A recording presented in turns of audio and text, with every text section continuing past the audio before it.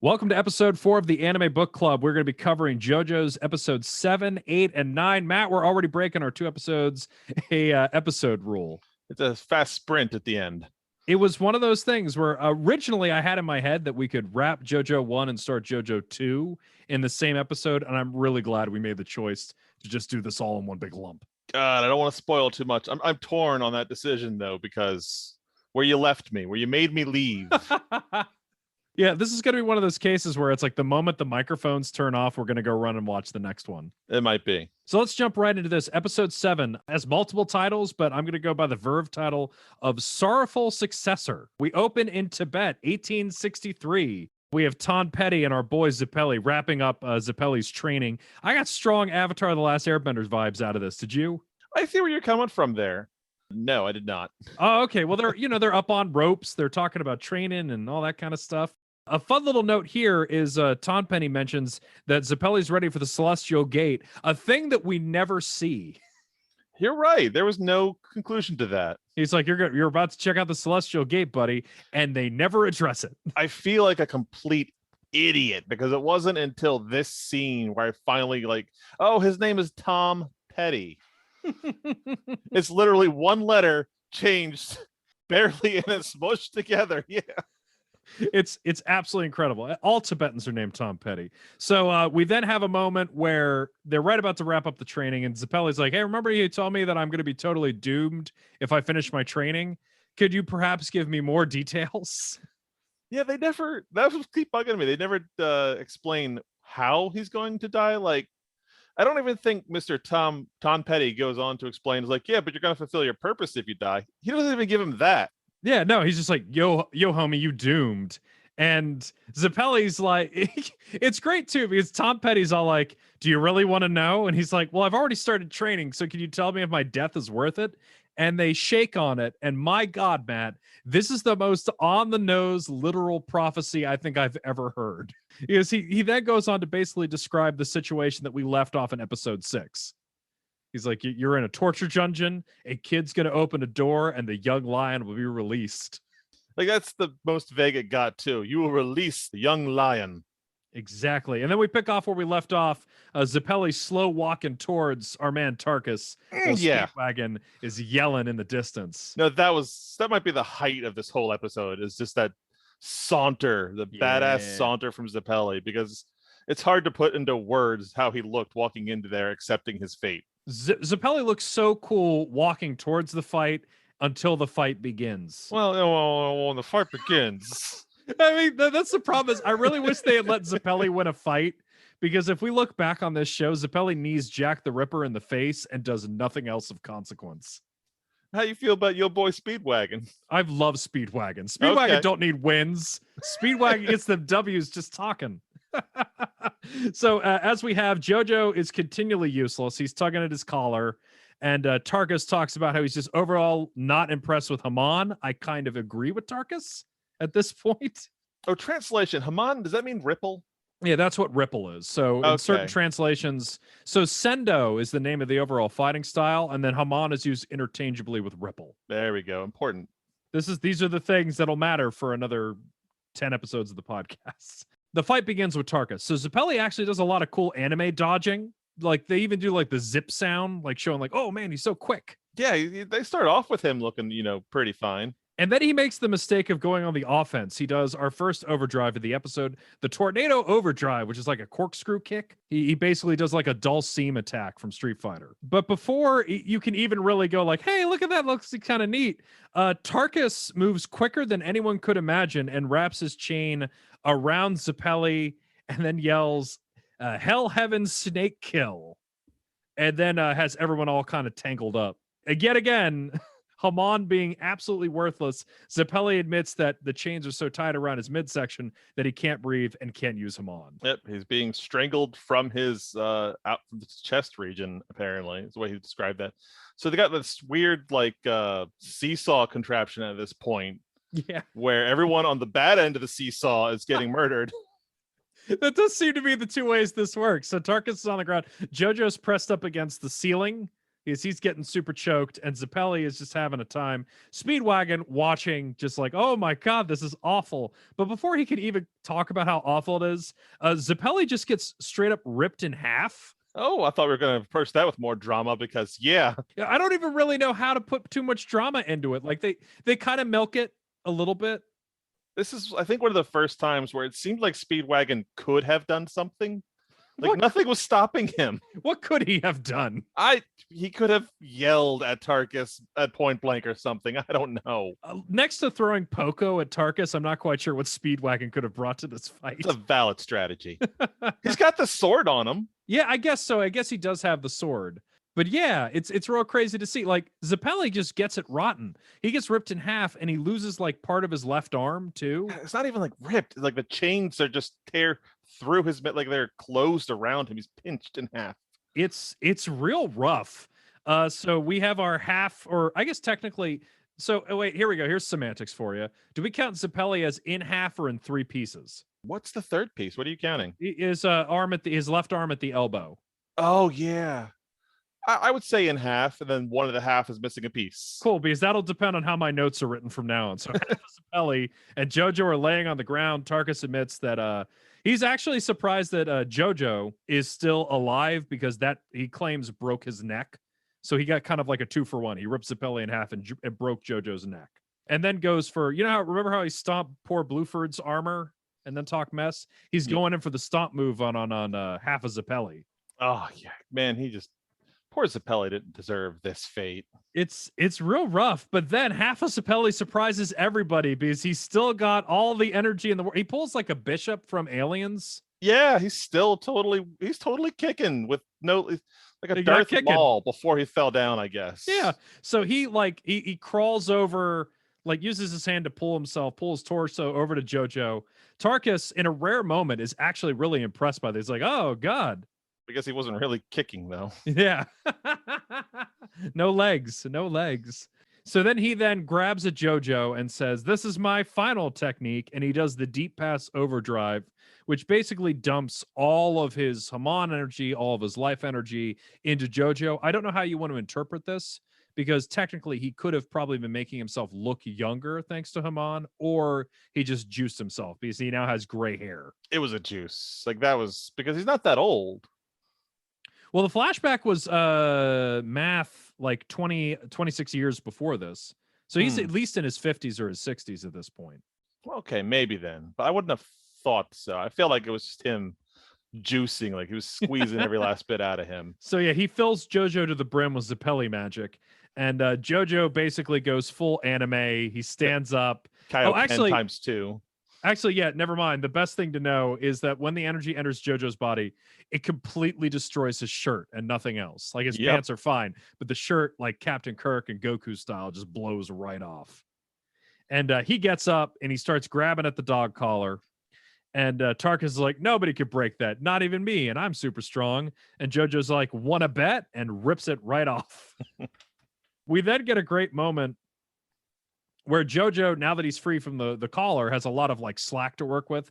So he yanks Tarkus up to the ceiling, but doesn't like put him in a strangle position. He just leaves Tarkus kind of dangling and then steps on the chain, leaving Tarkus as this swaying guy just talking mess. God, yeah, everything that's about to happen. This might be my first time watching this anime that I had a hard time following the action. Because after he does that, I think he wraps the chain. Like, I think Tarkus wraps the chain around his own arm to try and get more leverage. And then Jojo, tightens it on him.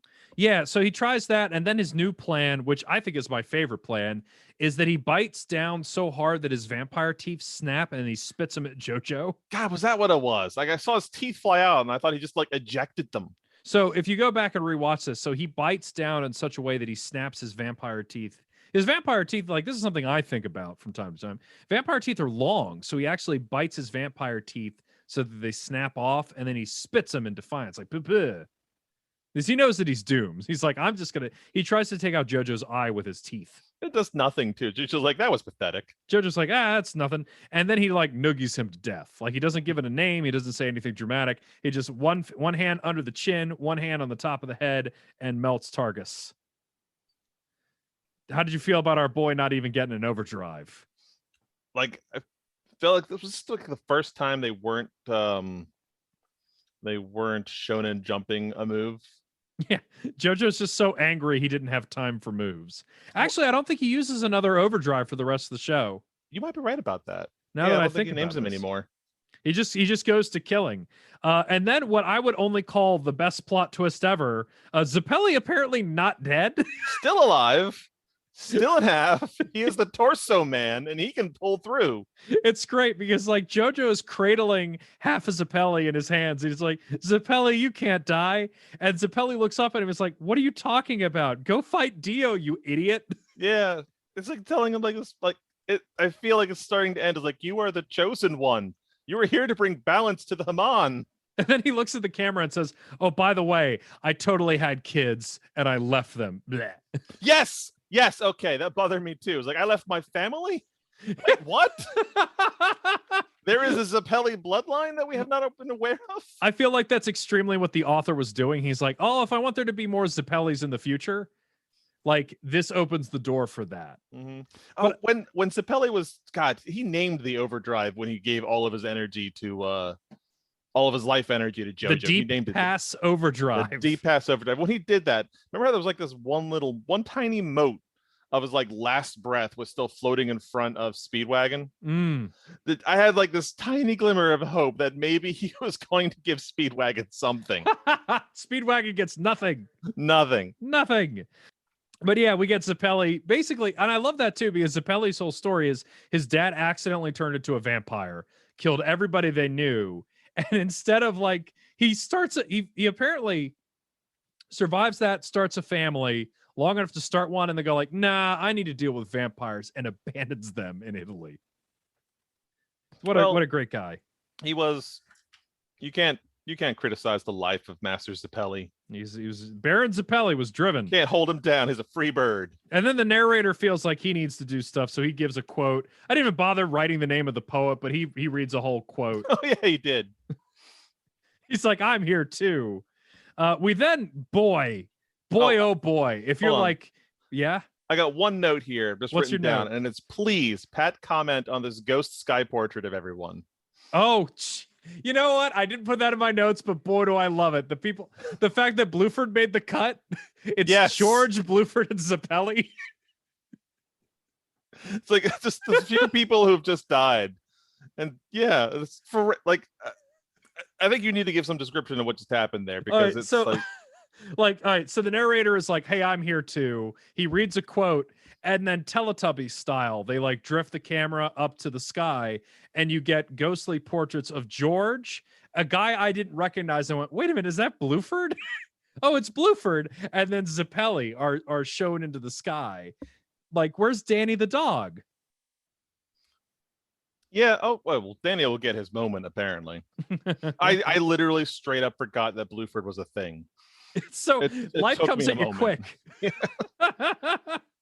I just love the fact they're like, yeah, Bluford, JoJo's best friend, Bluford. That drove me nuts. I'm like, is there really that few stakes? What about? We're fighting for the whole world in this small town. I would have loved it if old cop, old police chief. Yeah, the guy, he had some time monologuing about how he screwed everyone over. It's George, old ugly cop that could have stopped this whole thing if he had been just more of the only time you could hear me say he should have been more of a cop. If he had just been more of a cop, he could have put a stop to this whole tragedy. Can we also include the poor guy who got turned into a vampire to teach Dio what the mask was? Yeah, put him up there too. Oh my god. So yeah, after this emotional moment where we look at the sky, Dio then goes, if you thought kicking a dog was bad, buckle up. Yeah. He is in his castle. He has a lady with a baby in there, and he's just taunting her. And he shows her that crosses mean nothing to Dio. Like he crushes a cross in his hand, and then gives us like big long speech. And it boils down to where he's like, okay, I promise you that me and none of my ceiling zombies, because there's so many zombies on the ceiling. There's like so many of them. He's like, they're all bat-like too. It's hilarious. yeah, it's they're all watching upside down, and he's like, none of us will touch your baby. And she strikes saying, all right, you could turn me into a vampire zombie, but just don't hurt my baby. And he's like, none of us will. So he finger brains her, turns her into a zombie, and then she eats her own baby immediately. And he's like, he's smiling about it too. It's like, oh, I kept my promise. He's like, I was so clever. like, come on, anime. Like, we see her rip out. Like, I guess it's in shadow, but It's so gross. close enough to see a mother eat her baby. And it's like, come on. It's such a bummer because at this point we already know he's that evil. Yeah, and it's like, why? I guess I don't know. They just wanted to make sure you're not identifying with Dio too much. Also, at this point in time, like the panning we get to the castle scene with Dio, it looks straight like it's got Castlevania. Yeah, Like, it looks like he's in Castlevania. I think this is the castle that we thought was the mountain castle because It there might was have an been. extra castle. Yeah. There's a lot of castle in Windlots, my friend. I So mean, see that Dio is really leading into the whole vampire lord bit too. exactly, Like, has he gone didn't- full Dracula. He's full. Yeah, he's in it. He's down for the count. Dio is like, hey guys, I've gone full Dracula. I've made a bunch of zombies. He's like, oh God. What yeah, is a man? What is a man? What is a baby? And then we have something, you know what? We had this whole big discussion about the baby thing. I might be more upset about this. Speedwagon is wearing Zappelli's hat. He is the very next scene after they've already burned the body. Did we skip burning the body? No, that hasn't happened yet. God, this is so weird the way They these wait things to burn happen. the body. Okay, but yeah, he shows up. Here's the thing. Dio was, if he didn't keep wearing the hat afterwards, it looks like Dio is like the RPG mule of this team because he's wearing all the trophies from every battle he did nothing in. Yeah, got Speedwagon's the- just picking up stuff left and right. He's got Zappelli's hat. He's got JoJo's sword that he got from Blueford. Yeah. But yeah, so I have to admit, so I had read the manga and stuff like that. I had fan canon written in my head that at some moment, like Zappelli like nudged him, like, hey, if anything happens to me, you can have my hat. No, Speedwagon takes a dead man's hat and is just wearing it. Yeah. And why him of all the people? Like, he's the last one who should get the hat. Do you So think he that just also misses his razor blade hat. Yeah, he does. He's never thrown that razor blade hat again because now he's got Zappelli's hat and he's got the sword. So yeah, he's swagging out. Poco notes that he's worried about his sister, which is basically doomed her to be in a bad situation. Oh, also, in this next scene, we see that JoJo has another wardrobe change because he lost his shirt. Oh yeah, he's somehow got a tank top. Yeah, wherever, maybe that was in the thing with all the money, the briefcase. I guess so. Yeah, And he's got shoulder pads now. He's got the shoulder- pauldrons. He went full Fits of the North Star. He's like, I lost my other outfit. Yeah, were those the like? This is what's confusing me. Were those the shoulder pads from the device that he was wearing? Maybe, but yeah, he definitely has a new getup. He's gone full Fist of the North Star at this point. And before we could really think about fashion, we then have a really weird scene that I had trouble even writing a recap for. Yeah. The Mr. Adams scene. So a dude walks up that Poco recognizes as Mr. Adams, and at first he looks like a zombie, and then he sees Poco, and he's all like, "What are you doing, Poco? Your sister's really angry. You should rush into town and go find your sister." And then Poco's like, "Oh, okay, you're just a dude." And they're like, "Oh, he's just a dude." So they start walking by him, and then the dude's head spins around like an owl, and his tongue starts like He gets all zombified on you. he gets super well, his tongue rolls out, his tongue is super long, and then he's like, I'm gonna get you, Poco. And Jojo grabs his tongue, and the moment Jojo touches the guy's tongue, all of his human skin bursts off, and he's like a demon. Oh, I thought he kicked the zombie. Well, I no, could no. not. It was hard to tell what happened. Well, he grabs him by the tongue. The kick happens afterwards Okay. because he then loses all of his human skin. He's like, you won't believe how quick this zombie is. And after he says that, Jojo easily kicks him in the face. Yet again, does not mention overdrives at all. And then Mr. Adam explodes. Yeah, he's done with the name. He's just down for zombie killing at this He's point. just down for kicking and punching. Before we can even think about poor Mr. Adams, a dude shows up who is super anime. The flat top guy. Mr. Flat Top, Guile's ancestor, shows up, introduces his name, but not why he's there. He's named Dyer, and he starts trying to fight Jojo. He's got this crazy move where he jumps at a dude, and if they try to block, he does the splits at him. God, the split attack is amazing. It's amazing because he does the splits, and Jojo decides to headbutt him. He's like, no one's ever thought to headbutt my...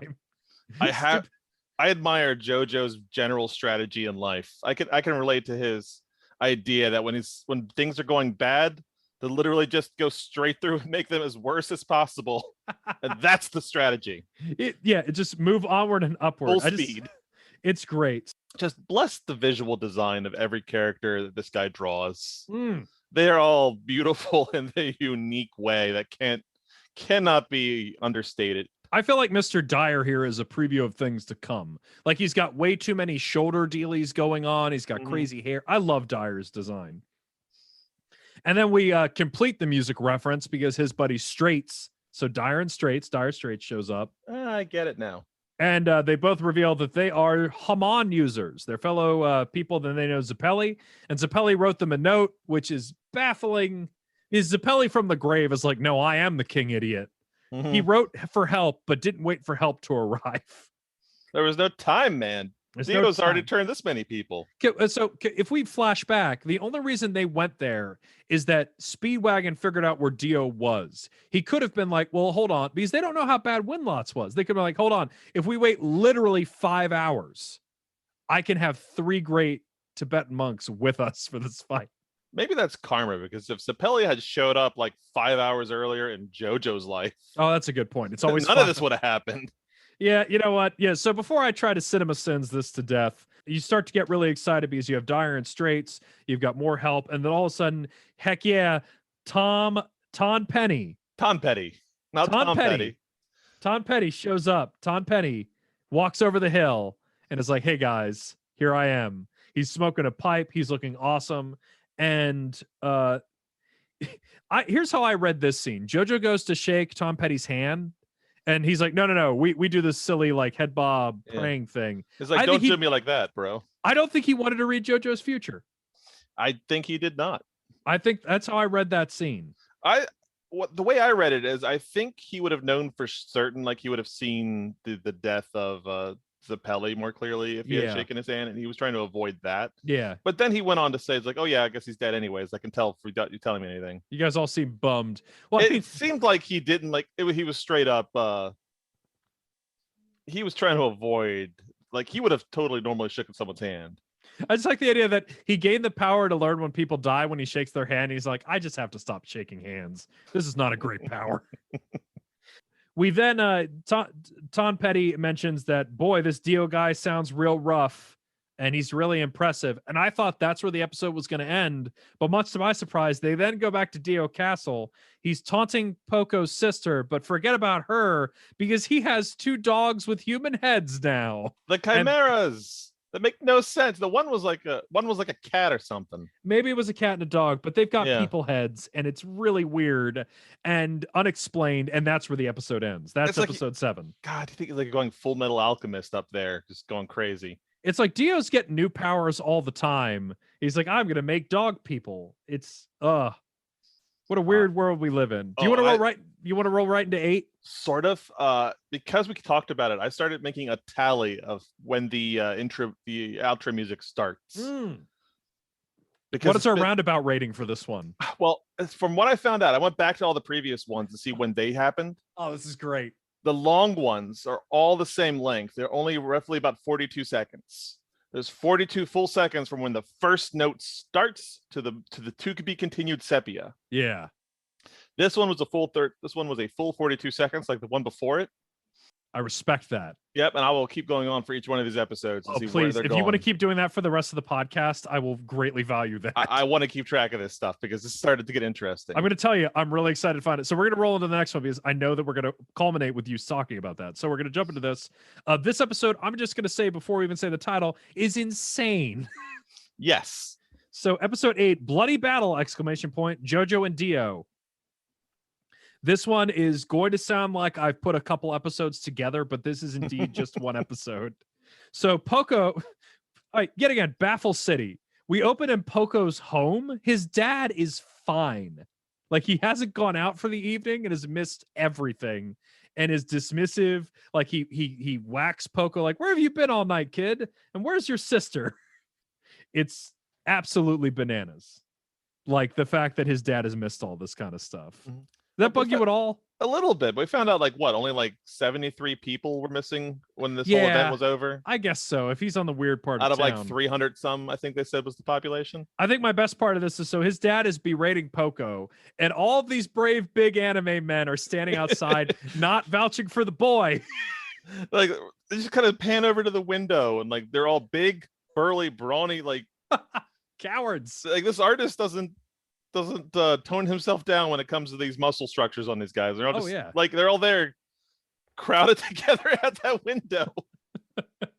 Watching as this, like any one of them, like if Tom Petty walks in there and goes like, "Hey, I'm a Tibetan monk. It's all Everything your real. son says is real." Like he could do him a solid, but no, they're like, Poco probably needs a slap or two. Meanwhile, Dio is like, I guess, trying to seduce Poco's sister because he's bored. Mhm. And before he could really see how that plays out, one of the dogmen starts talking shit, and Dio's response is to just step on it. What was specifically? Like, he didn't want any. He would not abide rudeness. Was it? Yeah, well, the dog was being so Dio was being coy. The Mhm. dog was being rude, I guess. So he kills the dog man. The dog. Do you think the dog man was like a human that he put the head on another animal? I think he put a dude's. I don't Like think he just turned cut the it off, or Yeah, this is like he snipped and then reconnected. I don't 'Cause think he he had a- mutated a dog into a man. we had no explanation, not even a hint at why that thing existed or how, and he just crushes it right there on camera. Yeah, Like like he nothing, killed. like I could hope you weren't planning that to be interesting. Like, where's the narrator? He could have been like, Dio took these wanderers and turned them into dogmen. He No got explanation. bored. He got bored. And after he steps on his own perverse creation, Poco's sister gives him a good slap. Actually draws some blood from our man Dio here. Yeah, he did. Dio loses interest immediately, and then slime starts dripping on her, and then he's like, I'm leaving. You have to deal with Doobie now. And this God. weird dude with a bag head just jumps in. Oh yeah, I did like seeing Paco's sister be kind of badass. I'm glad, you know what? Yes. Because like in that moment, I was like, oh yeah, I was definitely like a big cheer rooting for her when she slapped Dio with no hesitation. I was really worried that she was going to be the new Arena, and she proved I don't think she ever loses face in these episodes, which is No. great. So Doobie comes in, and it looks like we're going to get some bad anime, real bad anime. Yeah. But instead, Looney Tunes happens. A random anvil drops on Doobie's head, and the camera pans up, and JoJo and the gang have showed up like 20 seconds too late to catch Dio. But I guess either they brought an anvil with them, there was an anvil on the roof, whatever. They've stopped Doobie from doing bad anime. Somehow they got to the roof. Yeah, it's real crazy. I don't care about this logically because they established that Pogo's dad is yelling at him, and they had enough time to get to the castle. Speaking of, how did she not see Doobie up there the whole time? Well, he didn't start dripping. He was up there though. He's huge. I don't. Well, you know what? Let's not spend too much time on Droopy. Okay, you're right. Doobie, because this will be quick. Doobie, JoJo jumps down to go fight Doobie. Doobie reveals that the reason he has a bag on his head is that he's got snakes in his head. Someone says, "Hey, zombie full of snakes." Like, it's not snake hair, or like I thought it was like maybe he had snakes for a face or anything, but no, he's like got a human skull and there's like snakes poking out through random holes, like not the eye hole or anything. He's got weird snake action going on. Yeah, like he lost an eye when the anvil hit him. I guess it was the snake holding the eye in. Yeah, full Looney Tunes. When that anvil hit, he lost an eye. Anyway, before we could really fall in love with Mr. Doobie here, JoJo gets bitten by a couple of the head snakes. He then stylistically catches all the snakes in between his fingers, does like a neck flex, and all the poison shoots out of his neck. Yeah, I guess he's got enough control of every molecule of his body to just squeeze blood back out. I think Straight's comments like, "Oh, he's got good blood flow control," so he's able to. The way I read that is he's able to isolate stuff that isn't his blood and force it out of his wounds or something. Because JoJo's powers, for some reason, grow by every fight. Yeah, he's like a boulder rolling downhill. Yeah, and in fact, as crazy as this is, JoJo then sends Haman into one of the snakes that he grabs. The snakes then bites Doobie, which seems crazy, and that causes Doobie to explode. And we're already done with Doobie. Yep, gone. We're already done with Doobie. Wasn't even a fight. That doesn't even count as a fight. And Doobie, of course, the Doobie Brothers, I believe, is the music reference there. Oh yeah, I thought it was more drug related. Nah, it's all music in this show. You're right. So then we get which is just crazy to me.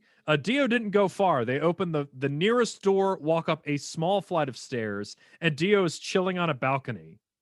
And And once again, straight up Castlevania vibes. Oh, hard Castlevania Like vibes. everything in the rest of this episode. Like, is this just Castlevania fan fiction? This Like this whole rest of this episode started to really feel like this is Castlevania fan fiction. So this comic would have happened in 1978. So this is concurrent to Castlevania. So here's the crazy thing. Actually, you know what? This may be my favorite thing of all three of the episodes we watch. We then find out that Dio has not kept track of anything. He's like, "Oh, you're here. I guess the knights are dead. Hey, where's that dude with the top hat?" Like he's just asking JoJo for a synopsis. Get me up to speed, JoJo. It's like, "Whoa, you're here. I guess some stuff has happened." We then get fight time, which doesn't go exactly how I expected. I'm going to say foolishly, Dyer decides to cut in. Like, we have this amazingly tense moment between Dio and JoJo and all this stuff. And then Dyer just like, hold on, guys. Let me cut in here. Oh, but what happened here? I have notes that don't make any sense to me anymore. What are your notes? Well, the first one is that I called bullshit on Dio because he said something to the effect of how this wasn't personal. It's like, I don't care about any of this. This isn't personal, JoJo. Well, he's just like, I didn't want to do it personally. He's like, I don't care enough about you. That's why I sent those knights, who I guess are dead. Oh yeah, that whole I don't care enough about you is bullshit. Yeah, I know. He's kind of he's putting up a face. He's putting up a front. Yeah, he's lying there. And then there's like a moment of exposition from JoJo where he shouts, "I have to express my feelings." Okay.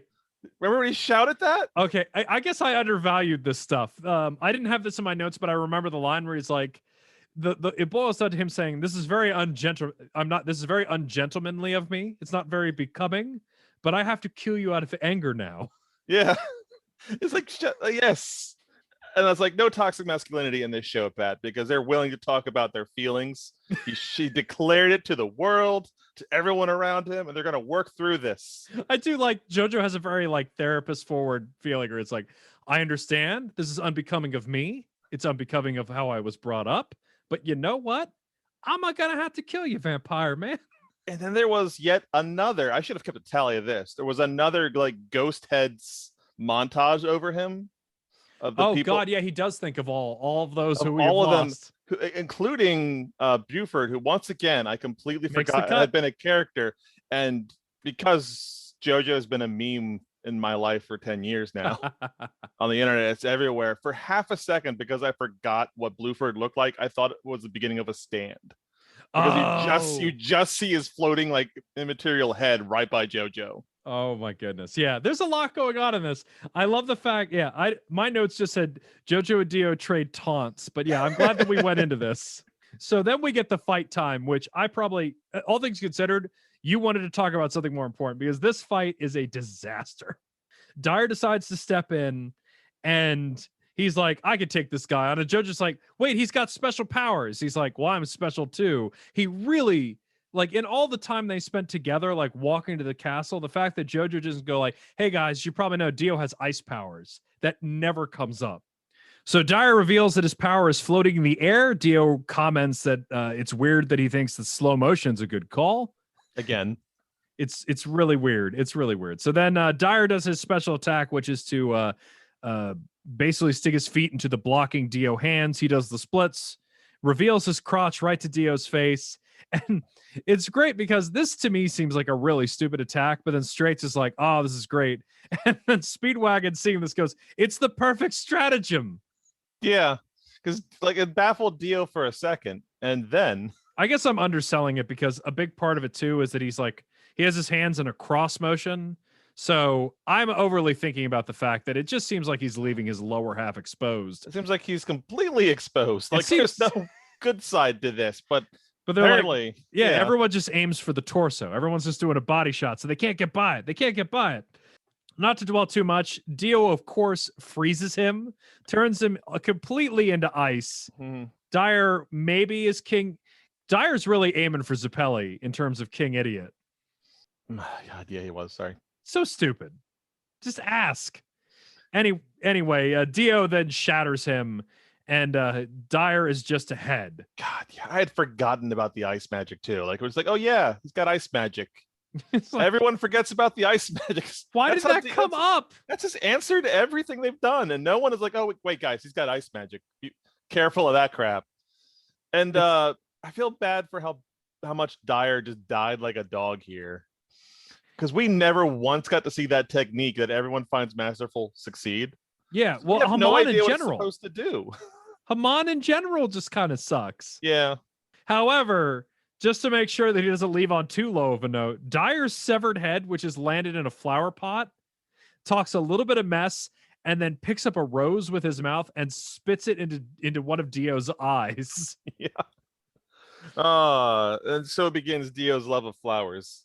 Also, proving that the only successful attacks that Haman ever has are spit-based. Oh yeah, like Sapelli's wine.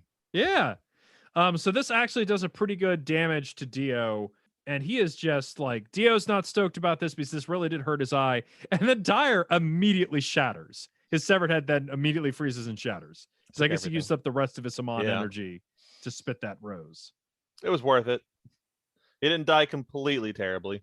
So now that intermission is over, Speedwagon tosses JoJo his sword, which I guess is no longer just called the Sword of Pluck, but it's the Sword of Luck and Pluck. Luck and Pluck, yeah, that's what I put the P there for. I thought it had upgraded, like a Pokemon translate, like it was like Pikachu to Raichu, but no, it is both Pikachu and Raichu. It's yep, Luck I'm and with Pluck. you on that. Actually, I remember I looked up why it was called Luck and Pluck, but now I don't remember anymore. That was the first time he got it. I remember seeing that. What was the Sword of Luck? And then our Blueford was like, I have enough blood to write a P on this thing. Yeah, but there was like a reason like why the anime called it Pluck and then Luck. The other way around, but yeah. Gotcha. Well, upon getting the sword, JoJo then says that he's watching Dio murder Dyer. He's now figured out how to beat Dio. So good job, Dyer. He helped. But after he makes this bold saying, Dio, who is just furious about the whole eyeball thing, is yelling that Haman is basically frog urine and that they're all stupid, and he just cannot wait to kill all of them. And then he yells like, "Never mind, I'm too angry to fight, guys. Zombies, all of you, zombies, get in here, take care of these people." You knew immediately. Then there's like this like almost Queen level introduction scene with like 4 floating zombie heads like all next to each other, and they're giving names. Oh man, I didn't write down any of their names, but good, yeah. Because you have the feeling immediately that you don't need to remember their names. One of them had a really funny name. I wish I had written that one down, but one of them had like kind of a normal name because it was all like Vibrato, so and so, Henry. So like these guys have surrounded Straits, who is actually, he's pretty ice cold in this. Like he's just like, you guys are so stupid. He jumps up on the ceiling, knocks like a chandelier on him, and explains the difference between how metal and flowers work, something that I guess Zappelli never understood, and kills a bunch of zombies. Tom Petty then also beats up a zombie and says, you know what? All these zombies that just came through this door, I guess I'll fight them too. So since we're so busy, JoJo, you take on Dio. Speedwagon cuts a promo, as he ought to. And I guess it's important to mention that Speedwagon now has a hammer. Yeah, no, that comes up. Did he have the hammer in this scene? I thought he didn't pick it up until the next one. I think he has a sledgehammer. Okay, because yeah, it seems like he came out of, like, I have it in my mind like a WWE announcer, and here comes Speedwagon with a sledgehammer. He's got the sledgehammer. It's weird. He threw away the sword and somehow acquired a sledgehammer. Speedwagon changing brands constantly throughout this fight. The fight begins with JoJo and Dio. JoJo starts the fight by tossing a bunch of roses at Dio, which I don't know if they had them on him and they're not, but it really did a great job of pissing Dio off. Like one way or the other. I have in all caps here, Dio hate flowers. Dio was so pissed about these flowers. And then it turns out to be a great idea because while Dio is like, I hate flowers, JoJo has the sword and swings it at Dio's bad eye. He then cuts off one of Dio's arms and then slices Dio's head in half. Like he makes it all the way down to like the sternum, which is pretty rad. It was so gross. It gets really gross at this moment. But they actually had right before he does that, there was a moment where Dio starts like recognizing JoJo's like viability. Because he's like, wait, because he calls him like, wait, you're a veteran. He calls him like a veteran fighter.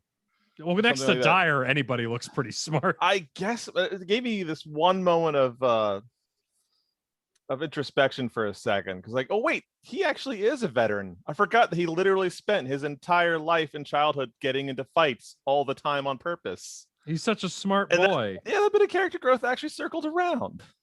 Well, during all of that, though, Dio remembers everybody that, oh, yeah, I have ice powers. He freezes the sword while it's lodged in him. Mm-hmm. And like, even though his head is split in half, he's still able to talk fine. Like, they don't apply a lisp or anything to the dub.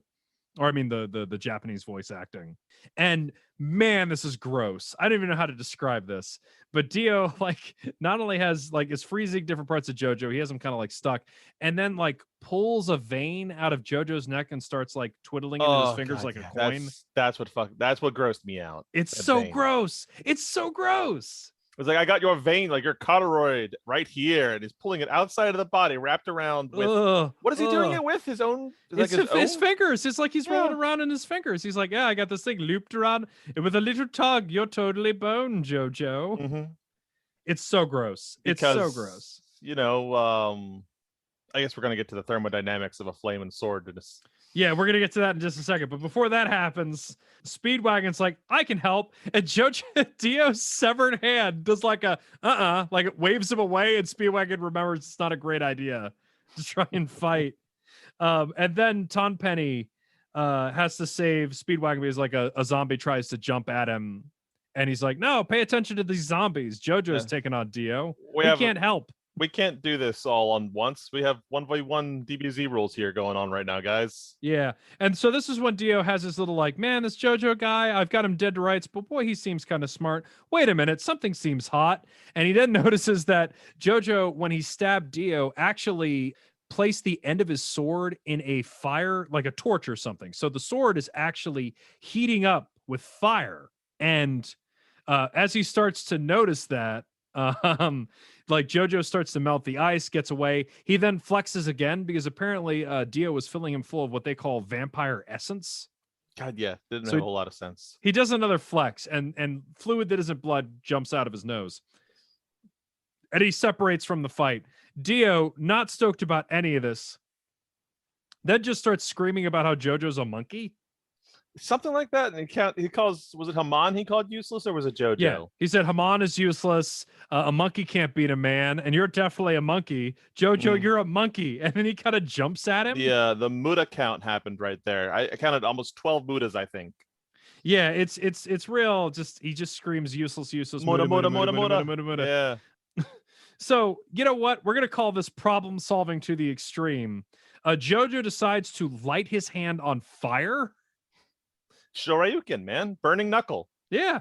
So, and it's not like Street Fighter. Like he just dips his hand in the torch, catches his glove and his hand on fire, and then punches Dio with a flaming hand, thinking, all right, well, real fire beats magic ice.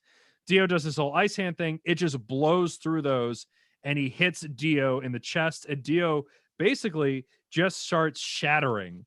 And as he starts exploding, he starts like lamenting like the fact that it's like, oh man, this JoJo guy has really kind of beaten me out. I should have ruled the world for 100 years. This isn't great. You saw Dio short too, because they had a short exchange there where Dio was the master at comebacks. Oh, yeah. It wasn't just the monkey thing. Like, remember what? I think JoJo said he was going to kill him or something, and Dio's comeback was, "No, you won't. You'll be too busy being a zombie." I did forget about that. Because like there's this whole exchange, I guess I kind of skipped over, where Dio like he is like he can like extend his blood veins or something, so he has like tentacles that come out, and he reattaches his arm, and he slowly but surely like slabs his head back together while talking mess. And yeah, he does a lot of taunting before JoJo fire punches him and causes him to explode. Before Dio can explode, though, he reveals that he has one extra power and shoots laser beams out of his eyes. Omega beams. Yeah. Because they bend for no reason in midair. And they're pretty powerful. They basically stigmata JoJo. They catch him in both of his hands and rips the zombie in half and destroys like the roof of the castle. And then he like falls like big time. Just falls off the side of the castle into like a ditch. Or a ravine is probably like, like over a ravine. It's a long fall into what seems like utter oblivion because his whole body's exploding the whole way down. Yeah, he's having like pop. When JoJo realizes that the exploding Dio is falling, he basically all the adrenaline is gone. He falls to the ground and starts crying, and then like Speedwagon, everybody's like, "Oh, he's crying. I guess he's mourning Dio." Yeah, and Yeah, they had that whole life together, and Speedwagon is totally hype. Like Yeah. gives another promo about how everything's excited and exciting and how it's over, and that's how the episode ends. That's when we find out that JoJo was a liar. He promised that he wasn't going to feel bad about killing Dio. He broke that promise. He broke that promise. I'm gonna say maybe it was just like he's been through a lot, and I don't know. It's weird. The relationship of JoJo and Dio like retroactively just gets with how much JoJo believes they had a relationship. That's what it is. Yeah. Because it's not like they ever actually liked each other. It's just that JoJo can't believe that his life could have been that shitty. I guess, and another point too is they really do. They skip the 7 years that Dio pretended to be his friend. Yeah. So that's that 7 years you can kind of like go like, I guess they had this. Like they were outside their bodies and then they just snap back in. It's like, oh, wait, we hate each other. Yeah, we hate each other. Oh, wait, the show's back. The camera's back on us. So yeah, crazy amount of stuff. And the funny thing is we still have another episode. Yeah, it's great. Oh, yeah, it was when that episode ended. Zappelli was, not Zappelli, Speedwagon was doing that big hype crying. It's like, JoJo might be crying, but this was amazing. And I think he held Zappelli's hat up in the air. Yeah, he definitely was doing a lot of like big action celebration. Can your marvelous hat see Zappelli? Yeah, look, Zappelli. Look through your hat. Beautiful hat. It all panned out. Crazy amounts of fights. Do you want to just get into the next episode and then we'll do overall? I think we'll probably have a fun discussion about how we feel about these 3 episodes. Probably because there was 0. Okay, so you're wanting to know there was no lead in, no outro. This one jumped, and it was the remix that we heard from episode 5. Oh, cool. It wasn't the one we heard in all the other ones of Roundabout. I don't know what was up with this remix. I like they vary it up. So episode 9, the final ripple. Or the final Haman, I guess, maybe. I have it as Ripple, but now that I know Ripple is Haman, I was getting confused because I think the website had it as Ripple, and then in the episode they said Haman. Yeah, I was confused as well. So we open up the episode on Dio, who is falling and exploding, and he's like, "I've got an idea," and he cuts his own head off before the Haman energy because it was a body shot. So he cuts his head off before all of the Haman that's blowing up his body, I guess from his toes to his head. Oh, that's what he did. Okay. So yeah, he cuts his own head off, and the severed head hits the ground, and Poison Man is back. I guess Poison Man didn't get to live in the castle, or he was out getting milk or something. He sees Dio, wraps it up in a little bonnet, and he hops away. New body for my master, which he just assumes is possible. I guess, yeah, without any prompting or research, he's like, we're going to get you a new body, Dio. Hoppity, hoppity, hoppity. Maybe that's what the Chimeras were a prelude to. Maybe. I guess they were experimenting, putting heads on. That's a great point. Maybe that's what that is. That's my new headcanon. Has to be. Headcanon? Yeah. Eddie Hoozle. I don't know if you'll agree with this, but I immediately wrote in all caps in my notes, press cover up. No, the next thing in my notes is that Speedwagon finally got to do something with his wool hammer. Okay, so we then cut to the London Times, who reports that mysteriously 75 people disappeared from Winlot Nights, and that only 4 mysterious figures that were seen around a fire, so that's when they burned Zappelli's body, were seen before they left the town. No one was asked for quotes, I guess. None of the monsters. Poor Mr. Adams will not be mourned. Speedwagon managed to use his awesome sledgehammer to crush the vampire mask. So the mask is gone. The mask is gone. How do you feel about that? I guess that's the end of the vampire legacy, right? Yeah, no more vampires. Exactly. No, impossible. We get some nice stuff here. JoJo marries Reina, which I think is great. Mm-hmm. We get this whole like Speedwagon's narrating all the happy kind of stuff. They're going to go have their honeymoon in America. We then find out that Speedwagon is almost going to miss them leaving for their boat because I guess he's reading the paper out loud to no one in a pub. Oh, yeah, I guess that's what he was doing. Yeah. Yeah. So he's reading the paper out loud to nobody. Goes like, oh, crap, I'm going to be late. And then runs to the pier. We then get this weird shot where I guess everyone's walking. Poco, his sister, the monks are all there. We actually have some extra monks, I think, who aren't identified. They look kind of neat, but they're unnamed. Yeah. We then get this weird shot of this priest who's really not stoked about going to Mexico. He's like, all these priests are like, well, you're going to Mexico. And it's like, I guess if somebody's got to do it. And he goes on the boat. Oh, one quick aside, because after the mini intro with Dio, we had the intro again. the intro credits, because it was like a credit jump there. Yeah. This one had sound effects. I wanted to Did you ask you watch about it? that. Yeah, the sound effects were so loud. Did any of the other ones even have them? No, it This was was real the- bummer because I had because there was watched like I watched it for the first episode and then the last episode. I'm like, wait, was it always this poorly mixed? Yeah, I went back and looked at that. There was like an explosion when Arena like kissed JoJo/Dio in the intro, Yeah. And the gunfire, and super then all loud. the It's real weird. gunfires when they got it down. When they got it down Dio the first time. Yeah. It's one of the best ways to ever, out of anybody who's ever become a vampire in modern canon, I think being gunned down while wearing a stone mask is a pretty dope way to do it. And speaking of Dio, I Yeah. mean, not speaking of Dio, Because he's gone. he's gone. He's a head in a knapsack.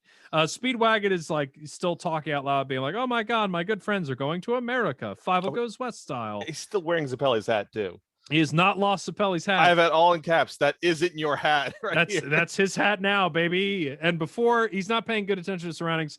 A bunch of sailors carrying a giant ominous box that is obviously a coffin bump into him and move him out of the way. They're walking by and they're complaining about how heavy it is. And this one guy literally goes like, "That Asian guy paid us to carry this thing. Just keep it moving." And they all feel like an ominous energy to it. So like, let's get this stupid evil box on the boat. Here's like a muttering and like he puts his ear to it, and I swear the box yeah. went moda moda moda. It's like It might have been the rye, the yeah, that's what it was. like or something like. Dio's just in there making. I mean, something's in there making ominous noises. We then have the boat leaves. We then have a weird scene where Arena totally projects on a pair of birds. Like she's like watching a bird like land on the boat and she thinks it's all alone and she starts crying and then another bird shows up and the birds leave. It's a weird Arena scene. Yeah. It's foreshadowing. Yeah, do it in reverse. JoJo comes out and you know what? They're just way in love. They have a whole bunch of stuff that just shows like the two of them are just happy together. And they're like, boy, I'm so glad we have our whole lives ahead of us and nothing bad will happen. It's more foreshadowing because remember JoJo hits his head on the way in and Arena's like, watch your head. Watch your head, JoJo. What's gonna happen about that? Oh my goodness. We then get to the priest. We have another shot of him. He's walking around in the hallway and is totally sloshed. He's so drunk that he drops his cross through a grate that's conveniently above that weird metal box that totally looks like a coffin. And he's like, crap, I got to go down there to the hole to go get that. I don't like any of the stuff with the priest. I think it's really silly. I don't think they needed him. Yeah, I don't know why they had that as the intro for what's about to happen. We then cut to a really weird scene where JoJo is just trying to get Arena drunk. He's like, what do you mean you've never had wine? Have wine. We're on our honeymoon. Just a sip. Like, Yeah, how did they go through like a whole wedding ceremony and yeah, like they never really drank before? it's a goofy scene. Well, Jonathan has had. You could tell Jonathan's had. Well, one. obviously, He's been drinking since he was 12. We've seen proof. we did see proof of 12-year-old Jonathan drinking. You're right. A 12-year-old, he's chugging glasses of wine, knocking him over. That was his problem. He had too many wine glasses leading up to that one. So yeah, Jonathan is trying to teach her how to drink, and he notices Poison Man, who's just there, being ominous by the stairs. JoJo drops his glass and is like, "Oh no, what can I do?" And immediately tells Arena, he's like, "Go to our room, lock the door, talk to nobody. I gotta go take care of something." He shouldn't have dropped the wine. He can use that wine to fight zombies. He should have kept the one. If he had a zombie radar, none of this would have happened. None of what's about to happen is going to happen. We then come back to stupid drunk priest. He's wandered over he gets his cross, looks at the metal box, and like, hey, wait a minute, this lock is ajar. And this box is kind of open. I should peek into this ominous box while talking out loud. And then his head explodes. Oh, like this way, he leaned down to it, and then he said, "Wait a minute, this lock's on the inside," and then it like busts open. But Dio wasn't inside. Yeah, so he pops like crazy. And then we get the revelation that Dio's head is in a glass jar. And also that the boat is full of zombies because Arena, before she could go to the room, she's like worrying about JoJo. She then notices like people at the other tables, zombies. Did she even notice? I remember her walking out of that room and then everyone turned to zombies. Like maybe they waited. I don't know if she like it was noticed or not. absurd. It was like she was still there. Her back was just turned to them. And they started turning as she walked out to like eat all the other guests. In my mind, like a guy looks at the camera, goes, "It's zombie time." It turns out most of the boat was zombies. It's really crazy. So JoJo's down in the hold.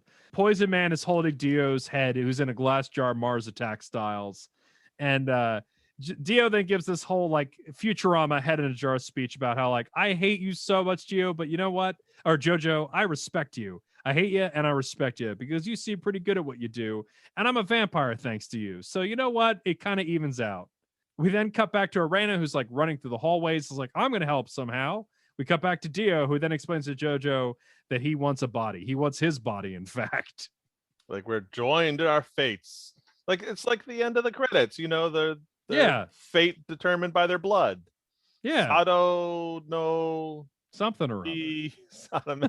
the thing I always shout along with the credits, but I've not yet to memorize. Yeah. Well, don't bother memorizing it. No. We'll have a new intro next week. Oh, sweet. And you got to hand it to Dio because he grew as a villain and a character, because most would have still been making excuses about how bad he got whooped at that castle. He's already let that go. He's like, he's- I respect you for whooping me. Yeah, it's like straight up. Like, nope, props to JoJo. You are definitely earned this. You're so cool that I need your body. Dio then reminds JoJo that he has laser eyes, and unlike last time, JoJo doesn't quite know how to dodge. It goes through his hands, but it also blasts 2 holes in his neck, which, as of course we know by the rules of the show, Haman is now totally useless because JoJo has been is unable to breathe with 2 giant right holes off the in his table. Neck. Immediately. It's so funny. Haman, other than Bluford, Haman never really got a chance to shine. It's funny too because, like, on paper, it sounds like it's the perfect zombie fighting or vampire fighting technique because you can just punch sunlight into people. You don't have to worry about the sun coming up. You can bring it with you. And it turns out, no, they can just literally stop it by doing almost anything. It's really funny because it seems like at a certain point he thought of the idea, started writing the show, and went like, no, never mind. There's a million ways you could stop that. It couldn't help but write the million ways you could stop that into the show. I bet he enjoyed doing that too. It's real weird. It's an interesting fighting style, and we're gonna talk.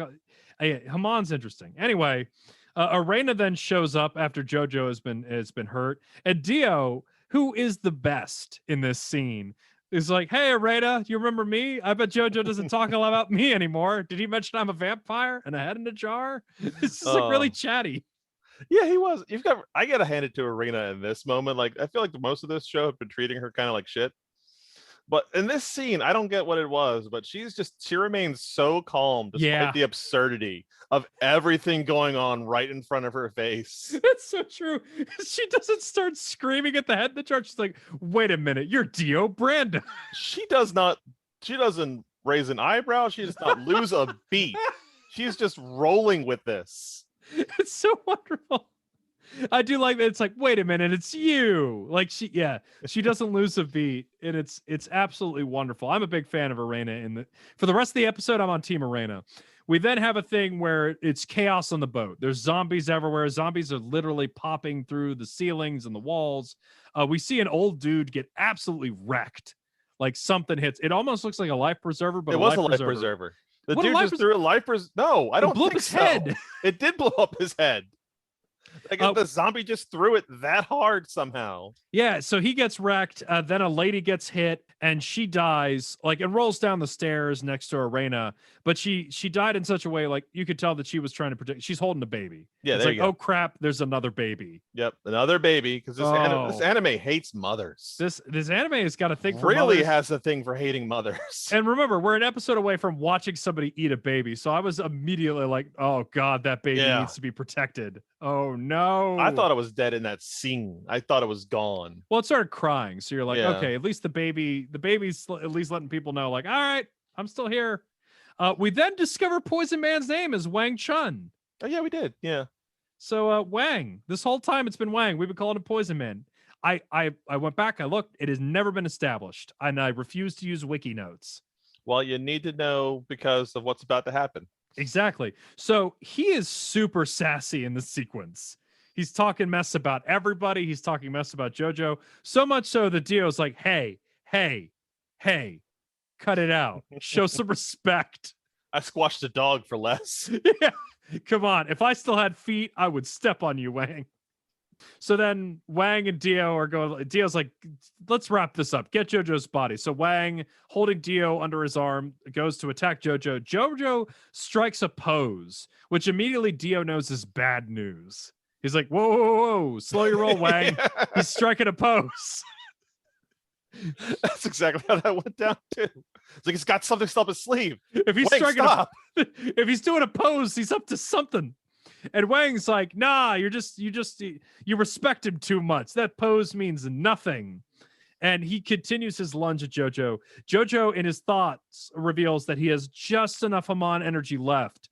So he does one final attack that hits Wang and blows up Wang's head. Unfortunately, after blowing up Wang's head, Jojo's like, I think he even says, like, I hear a sound or I feel something. Like, he knows that he's done for. Right. Like, yeah, he said something important broke. Yeah, he's like, something broke. Oh, like he just knows he's done for. Right. Like, it was actually, I actually still, like, it was hard to hear that from a hero, to be like, oh crap, I'm dead. mm-hmm. You don't usually hear characters in fiction be like, oh shoot. Like, when you realize that he didn't think he was actually, you could still think that up until that moment, Jonathan thought, I'm going to find a way to get out of this. And when he comes to terms with the fact, he's like, oh no, wait, I'm dead. Yeah, I thought maybe he was going to use some Haman energy to like heal the hole somehow. Get like one final breath in to do that and then to keep fighting. Although I refuse to believe that what he did to the zombie that Dio revealed was a master plan was on purpose. Yeah, so this seems like completely like by accident, but it's revealed that he uses Haman energy to not only destroy Wang's body, but it causes it to zombie walk over to the gears of the boat and just grab onto like a rod or a part of it. And then we get an amazing sequence where we come to realize that Dio knows exactly how boats work, because he has a long monologue like, wait a minute, if he holds this, it'll do that, and then it'll do this, and it'll back up this thing, and if that thing, and if it goes for this amount of time, the boat will explode. And yeah, was he already hanging from the rafters by his hair at this point? Yeah, so he had hopped away with his hair. Okay. Incredible. Because like when Wang's head exploded, he's like, oh, I don't want any of this. Because there was a hilarious pan when Arena started talking to him while he's hanging from the rafters by his hair. Which you guys think he can control his hair like They've not Buford could now all of a sudden? They've not he's not started talking to Arena yet. So he's hanging from the rafters thinking a lot about boat engineering. I refuse to believe that that was actually JoJo's plan. Like, yeah, there's I no also way he feel thought, like I'm gonna blow up this boat. No, but Dio gives him that credit. Yeah, and he's like, geez, this is the master plan. We then have a moment where Arena comes over to JoJo, and Arena basically just holds him and says, like, I'm ready to go. Yeah, let's die together, dude. Let's die together. Ride or die, man. Ride or die, which I think is a little problematic. Don't fear the Reaper. A later reveal. Oh, we'll get to that in a minute. We'll get to that in a minute. After she says that she's ready to die, JoJo, with like the last of his strength, points at the baby behind him, like the baby from earlier, and he's like, hey, that baby, you should save that baby, because it's in like the exact same situation I was in when my mom died in a carriage crash. Right. So that looped around too, you know? And I actually I really, you know what? I will, as much as dismissive as I sound just then, that actually got me. I will admit, I totally like, oh, it's cyclical. I was starting to feel it. I was starting to feel a little misty right around here. Like parents protecting their kids. I really liked how JoJo just wanted her to do that. And he found the exact way to get Arena to think about surviving. However, before they can finish having this moment, Dio, who's hanging by his hair from the ceiling. Oh, but the pan to see him is hilarious because they don't bother with perspective. They don't. Was it just you? Like, was it just me? Did you notice how he looked like he was an enormous head? He looks so big. Like it was 4 times the size of a human body is what it looked like because of that shot. This giant head on the ceiling. So he starts yelling and talking mess. And he's like, you know what? This is stupid. Zombies. So he summons a bunch of zombies who are all either rich people or waiters, because they're all dressed in tuxedos, which is my favorite little note of this. A bunch of tuxedo zombies burst into the room, and he's like, hey, go beat up Wang's severed body so he doesn't blow up the boat. But by the time he says that, the boat is already exploding. Yep, too late. He had plenty of time to tell them to just do that earlier, too. He just took his sweet time. He wanted to hear, like, oh, I want to see how this Arena JoJo thing plays out. He's like, oh, okay. It was his soaps. He had to tune in. He had to watch his soaps. But yeah, so it's real nuts. We then get, so the boat explodes, and we get like a final act of heroism / grossness. Like parts are going everywhere. So JoJo grabs Arena and body blocks like a whole bunch of like metal shards. And it makes like these awful squishing noises because he just gets pin-cushioned. He protects her. And then after he gets like completely like pin-cushioned, Dio's like, now that the body's damaged, now's the time. So he starts leaping at Jojo and is talking mess to Arena, where he's like, ha ha ha ha ha, I'm gonna take Jojo's body, and you're gonna have to watch. But before he can finish taunting, Jojo rips, similar to that spear that he had in his shoulder episodes and episodes ago, he pulls one of the metal shards out of his back and stabs Dio in the neck, Mm-hmm. and then grabs him and then gives him a little bear hug. Holds him up to his chest. Right before that, though, Dio started bragging about how he was going to survive all this. It's like, look over there in that casket of mine. It's explosion proof. My explosion proof casket is going to see anyone who gets inside of it who will only be me to safety. I forgot. Yeah, that's kind of clutch considering what comes next. I forgot that he's like, if and when I escape and how I escape. It's great. It's great.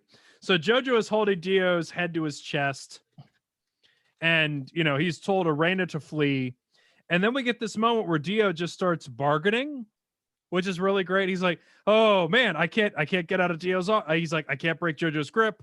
Oh, this is not great. He starts like, he's got like this Dio, like this big brotherly hug, holding that severed head to his chest right now. Yeah. And he's like, look at him. He's like, so Jojo, here's the deal. If I just bite you, you can become immortal and I'll heal all your wounds and you can live forever with Arena. Wouldn't that be great? Come on, Jojo. What do you want? I will live. Please, man, I will give you anything. Anything. And he's like, Jojo, why aren't you responding? Come on, Jojo. And he looks up and Jojo's dead.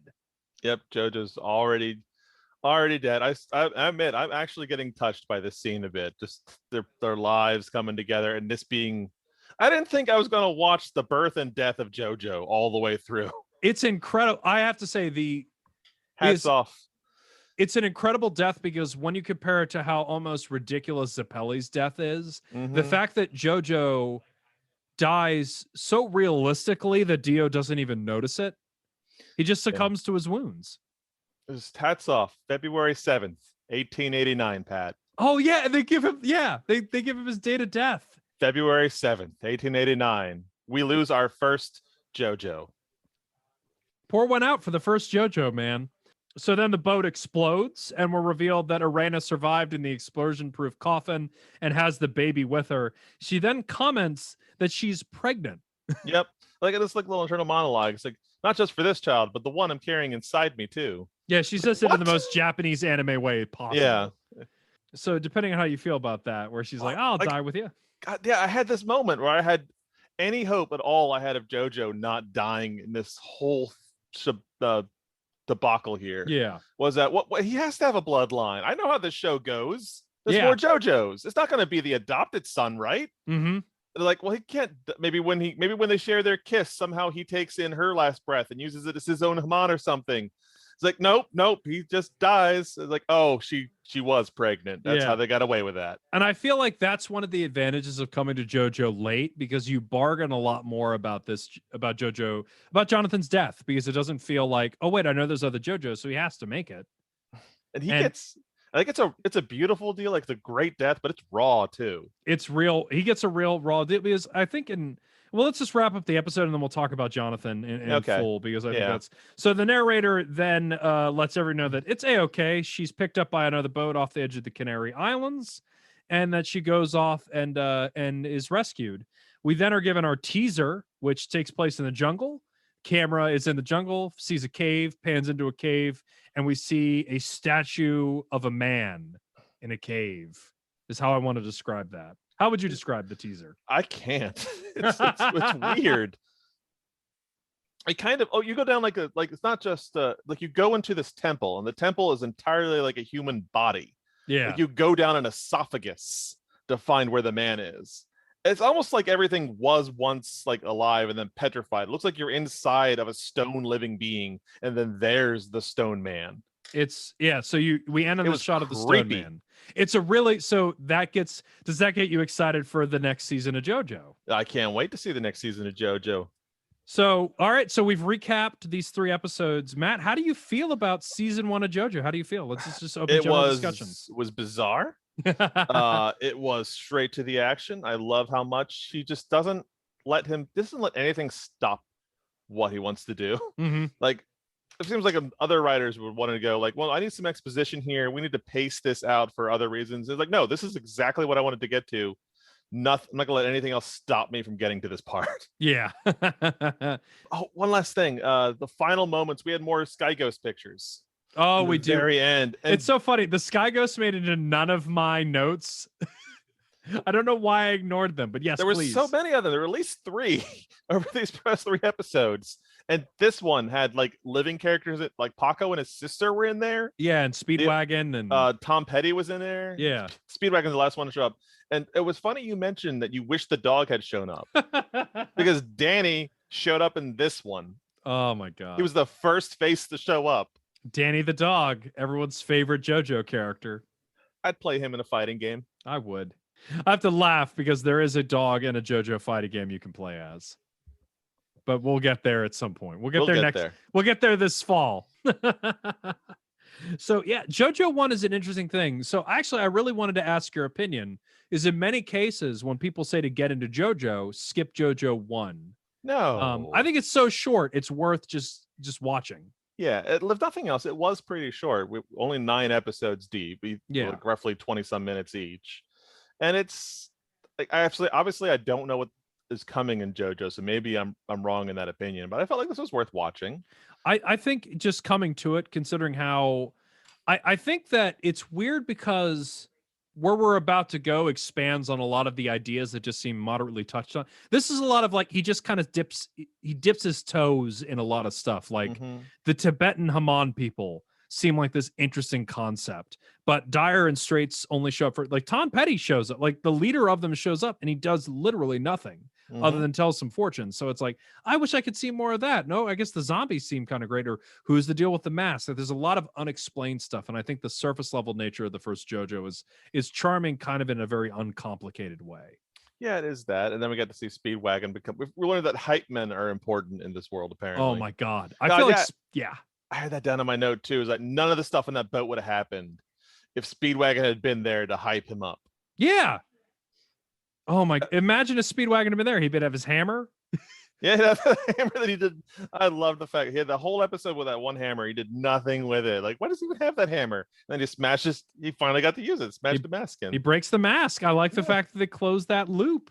But yeah, it would have helped with that a little bit. I do think it's and also like with all said and told, the first JoJo, Jonathan's story is something it's such a bummer for that character. It is. I like him too because I'm a sucker for that saintly kind of protagonist because he was a really good guy. I think he was very likable. He wasn't very complicated. I feel like they didn't really touch on the Messiah complex they started building for him, though I don't know why he grew flowers for no reason. Okay, yeah, that's what I had in my notes. I guess he never got to bring balance to the Haman. They just killed him. Poor chosen one got it bad at the end. Well, he was such a chosen one, he had to be doomed. Yeah, that's true too. But yeah, it's like he never really got a chance to like. I feel like the happiest time in his life was from late 1800 to February of 1889. The brief time after he beats Dio and gets to live with Arena. Because other than that, it's like his hellish life of living with Dio and George, and like he's just this guy that has like one tragedy after another. Like it's such a rough kind of life for that guy. Yeah, he still had a pure heart at the end too. Like he never killed Dio out of rage. That never happened for him. I think he's a character that like you can go back to now that there's so many anti-heroes and so much this and so much. It's almost it's rolled back around, so to speak, where he's kind of like a charmingly simple character to deal with. I really like Jonathan. That's fair. How do you feel about Haman? I know that I talk a lot of shit about it, but how do you feel about Haman? You've talked enough shit about it that it's probably influenced me pretty hard. If we had, I like the fact that he tried to make a neat concept, kind of like Gurren Lagann decided to just focus on like, well, spirals are a thing. Yeah. Maybe that's power. And this guy was just like, ripples are a thing. Maybe that's power. It seems so cool. And the funny thing is, I think my biggest problem revisiting JoJo is I remembered thinking Haman was so cool from the first time I read the manga. And coming back to it, maybe because the anime condenses a couple of things and really tells JoJo 1, they tighten up a lot. So I don't know if they got rid of extra scenes or something, but it's like Haman mostly seems like something that the villains all see, understand immediately, and find clever ways to defeat. Right. which actually I guess maybe adds tenseness to the fights, because I feel like our heroes are given this like ace in the sleeve, and it's like, oh, that doesn't work. Crap. How do I still win? And they still get beat up. Like, Yep. look what happens to Zappelli. Look what's happens to Dyer.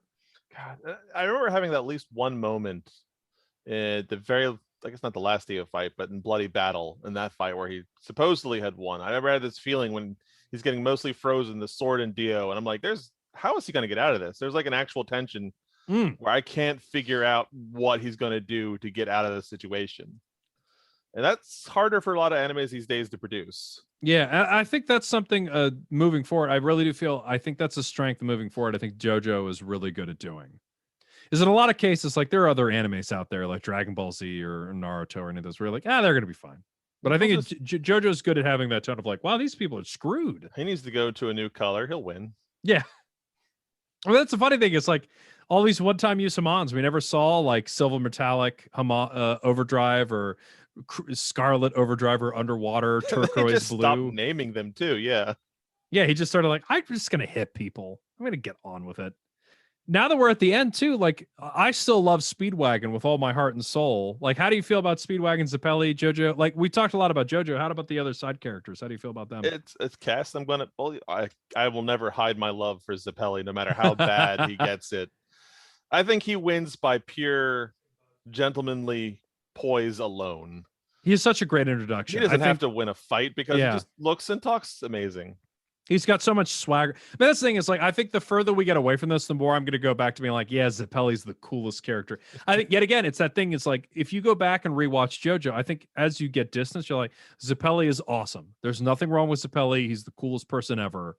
Because I totally forgot how Zappelli gets gotted. The fact that he like throws one kick and is immediately ripped in half. Like, I forgot that every fight Zappelli starts, he's immediately wrecked. Because he's so cool, you wanted to be like, no, Zappelli's the coolest. It looked like he was actually going to be able to win that fight too. He was real fast. Yeah.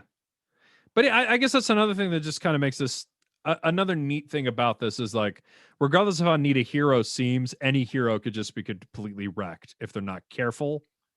I still had that feeling when JoJo actually died too. Like, wait, how's he going to get out of this?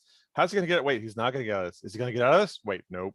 Well, it even catches. That's one of the things I think I will always really love about JoJo 1 is that the main character of this show dies in such a way that even the main villain is like, nah, he's not. Wait, what? Yeah. Unfortunately, there was like one scene in future JoJo that you had to show to me to try and get me interested in JoJo. So certain spoilers I am aware of about how the situation actually ends up playing out. Yeah, I guess that's because my bad. Part of that bizarreness was you had to explain to me what I was looking at when I looked at Mr. Dio face there. Well, we have a full couple of months before that comes back into play. Okay, maybe I'll forget it again by then. Well, the good news is I don't think I've spoiled parts 4 or 5 for you in any way, I hope. I don't think so. And I'm not going to talk about part 6 or part 7. I finished part 6. Part 6 is incredible, and I've just started reading part 7. And part 7, is part 6 the one you said they might not be making an anime for? They better make. Now that I finished it, they better. Okay. I don't know who letter writing I need to be doing, but the 6th JoJo, which is the female-led JoJo, is so cool and so creative. And I think that's one of the things. It's like the JoJo. What we're going to get into, JoJo 2, I believe, is very influential in how storytelling is in a lot of modern or at least 90s and aughts anime. Storytelling is very based on JoJo 2, but the style where JoJo eventually goes is super creative. I'm just excited to continue with it. Do you have any final thoughts on the first JoJo? I'm excited that we wrapped it up already. It's crazy. Yeah, I'm looking forward to it. And again, I just really liked how this was like a complete life story of the first JoJo. I wasn't expecting like a memoir kind of, it's gonna have to end in his death. The unfortunate adventures. So Phantom Blood in the books. So I also love the fact that the second series has a name that you really can't tell anything. So this was called Phantom Blood. I think that kind of makes sense. So the next one is called Battle Tendency. Do you have any guesses? Or here we go. This is a time capsule. This is perfect. Matt, what do you want out of Battle Tendency? What would you expect? Like, is there any kind of just do some wild guesses that we can revisit? Well, I saw the preview at the end of this episode already. Oh, they had a preview this There gosh was a darn preview. You never monsters. You don't sit through the credits, do you? I man? don't do. How I do you know. skip roundabout, man? I can't. I don't know. It's an earworm. I can't skip roundabout. Oh, by the way, I don't think I said it, but we had 11.2 seconds of pre-credit music before we hit the sepia. For the pillar, yeah, before we saw the stone. Pre-sepia. Pre-sepia roundabout. So what was the spoiler? What do you already know? Gosh darn it. I know it's going to be in America. Yeah, Fievel. I think they said New York. I think it said it's going to be in New York. Yeah, so it's going to open in New York. I'll at least let you know that. Okay. Other than that, I guess we're going to have to find out what's going on in South America. Was that where that was supposed to be? Okay. And I guess we'll find out what Joseph Joestar is all about. Oh, so they give the name. So you already know the name. They gave a name and a pose at the very end. So what are you hoping for in terms of just villains, or because like how do you top Dio in your mind? I don't know that. Like, my first guess would have been that they're not even going to stick with vampires. They're probably going to pick a whole new kind of style of villain to go for at this point. And the way you talk about Haman, I thought they were going to abandon it, but I guess we're still going to get some more Haman in our future, or at least some more. Yeah. What's the name of the fighting style? It said Sendo. Haman is Sendo. We'll find out that Sendo is more than Haman. So yeah, we'll get some stuff happening in the next one. We're gonna get some stuff. Is there anything you'd like to see more? Like so this is 2 generations ahead. This is not Jonathan's son. This is his grandson. Okay. Because it's a bigger time skip than that. Oh really? No, I didn't get that. Oops. Yeah. So this is take place in the 1940s. Okay. Or late 30s, early 40s is where they put the date up there, but I didn't do the math. Oh, okay, cool. Yeah, because this ended in 1889, so it's quite a bit of a leap. Okay. But yeah, I guess it's so hard to guess this show. I don't know. It's weird to say with this show where it's like, what do you think's coming next? Like a lot of other animes is like it'd be pretty easy to guess. Like if we were going from one season of Kenshin to the other, maybe it could be kind of easier to guess. But in the next season of Dragon Ball Z, Goku's probably going to beat the big bad after leveling up in a new way. Oh man. You nailed it. You nailed it. All right. Well, that's a big extended episode. I'm so glad we did these 3. I'm glad we are about to jump into. I really love the even number JoJo's a great deal. Cool. I think JoJo 2 is a really great. If you have lingering questions about some of the stuff they talked about in JoJo 1, there's a deeper dive in JoJo 2. Like some lingering questions? I guess some is a wrong word. But yeah, I hope you're excited for it. Well, thank you, Matt. I'm really glad that we're sticking with this. We finished 1 JoJo. So 1 JoJo down, currently 4 more to go because they've only done 5 so far in the anime. God, that sounds like so little compared to how many episodes that actually means. I know. When I was sending you text messages, I'm like, oh, if we do it this rate, we'll be done in October and then June.